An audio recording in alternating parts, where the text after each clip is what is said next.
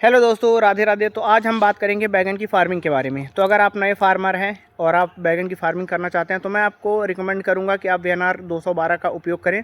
और अगर आप कुछ एक्सपीरियंस्ड है, आपको एक्सपीरियंस है बैगन वगैरह लगाने का, तो आप नवीना सीड्स ला सकते हो, क्योंकि मार्केट में नवीना की डिमांड ज़्यादा होती है। बट अगर आप एक्सपीरियंस नहीं हो और आप नवीना लगाते हो तो उसमें आपको नुकसान हो सकता है, क्योंकि नवीना की ज़्यादा देखभाल करनी पड़ती है। नवीना में आपको सही टाइम पे उसको खाद देना पड़ेगा, सही टाइम पे पानी देना पड़ेगा, सही टाइम पे उसकी तोड़ाई वगैरह करनी पड़ेगी। और अगर आपने थोड़ा सा भी टाइम का डिफरेंस किया उसमें तो आपके सारे पौधे ख़राब हो जाएंगे धीरे धीरे, आप प्रोडक्शन एकदम जीरो हो जाएगा। तो अगर आप नए फार्मर बनना चाहते हैं और नए हैं तो आप वीएनआर 212 का उपयोग कर सकते हैं, जिसमें आपको ज़्यादा मेहनत नहीं करनी पड़ेगी।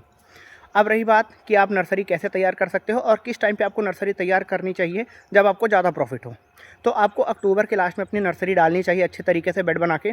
और आप इस चीज़ का ज़रूर ध्यान देना कि जब भी आप अपना बेड तैयार करके और नर्सरी डालो, तो क्योंकि ठंड का टाइम होता है और ठंड में धूप चाहिए होती है पौधों को, तो सुबह से शाम तक आपके बेड पे बराबर धूप लगनी चाहिए। तो आपको इस चीज़ को हमेशा ध्यान में रख कर के ये काम करना है।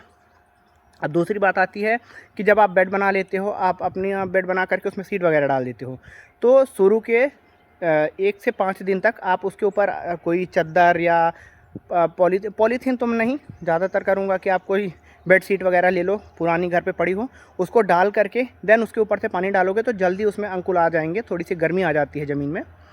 और जैसे उसमें छोटे छोटे अंकुर आने लगे तो आप उस चद्दर को हटा लो। देन आपको वहीं पे जहाँ पे आपने बेड बनाया है, तो बेड के चारों साइड लकड़ी वगैरह कुछ गाड़ करके और एक ऐसा छोटा सा पॉली हाउस टाइप का बना दो, जिससे जैसे ही शाम हो तो आप उसको ढक दो और उसके अंदर शीत वगैरह ना जाए। तो इससे आपकी जो नर्सरी है वो जल्दी तैयार हो जाएगी और आपके पौधे भी ख़राब नहीं होंगे। और जब आप ठंडी में अपनी नर्सरी तैयार करते हो तो इस चीज़ का ध्यान देना कि उसको पानी मिनिमम देना चाहिए, कम से कम पानी दो। आप कम से कम 3 से 4 दिन में आप उसको पानी डालो और चेक करते रहो, जब ज़मीन एकदम सूखी होने लगे तभी पानी डालो, क्योंकि ठंड का टाइम होता है, पानी सूखने में भी टाइम लगते हैं और ज़्यादा पानी अगर आपने कर दिया तो पौधे गल भी जाते हैं। तो इन चीज़ों का ध्यान आपको देना पड़ेगा। अब इसके बाद आती है कि हमारा लगभग 1.5 महीने बाद अगर हमारी नर्सरी तैयार हो गई तो हम खेत में इसको किस तरीके से लगा सकते हैं। तो अगर मैंने इस वीडियोस में ही आपको सारी डिटेल्स दी तो ये वीडियो काफ़ी ज़्यादा लंबी हो जाएगी, तो ये पार्ट फर्स्ट है। आप मुझे सब्सक्राइब कर लीजिए जिससे ये वीडियो कहीं जाए ना।